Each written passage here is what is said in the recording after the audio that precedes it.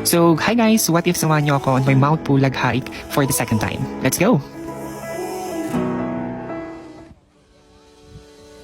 Alright, so ayun na nga, fast forward tayo agad on the middle of the hike on our way to Camp 1 from Ranger Station.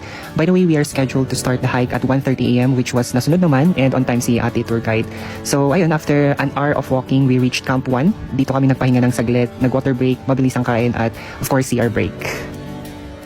So this time maraming tao kasi nga weekend, Sunday siya, so expected na marami talagang tao.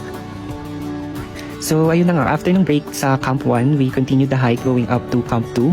So since maraming ang tao sa trail, there will be also human traffic on the way. So expect nyo na yun pag weekend kayo umakyat.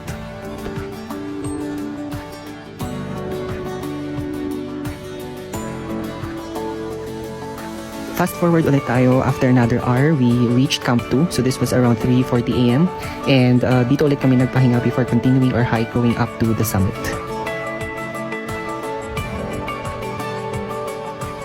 So, tuloy pa rin ang paglalakad natin, but now we are at the grassland part of Mount Pulag.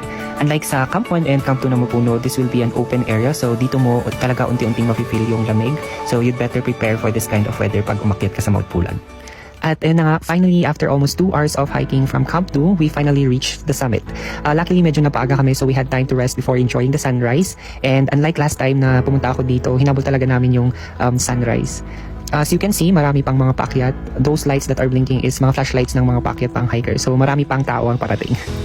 At this point, medyo sumisikat na yung araw and the sea of clouds is now showing up. So we really are blessed and thankful that we had this kind of weather. Kasi nga, the past days, pahirapan daw talaga ang clearing. And actually, the day before we hiked, wala silang clearing. And also, the night before our hike, inulan pa kami sa Ranger Station. Kaya kinakabahan talaga ang mga person when we started the hike. But again, luckily, we are blessed with this kind of weather.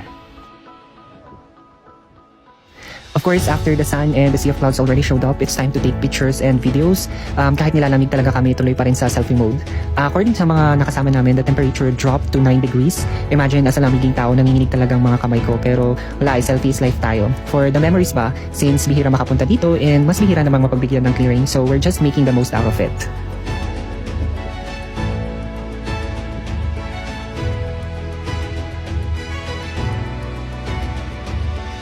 Siyempre, di mawawala ang picture taking with the signage. This is the proof that we've conquered Mount Pulag, the third highest mountain in the Philippines and the highest in Luzon.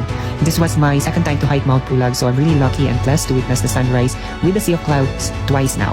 Second time na, pero grabe, mapapaulit ka pa talaga sa ganda. Disclaimer po, first time ko mag-voice over, so bawal ang bashing. Let me know if first and last na dapat to. Anyway, thank you, bye!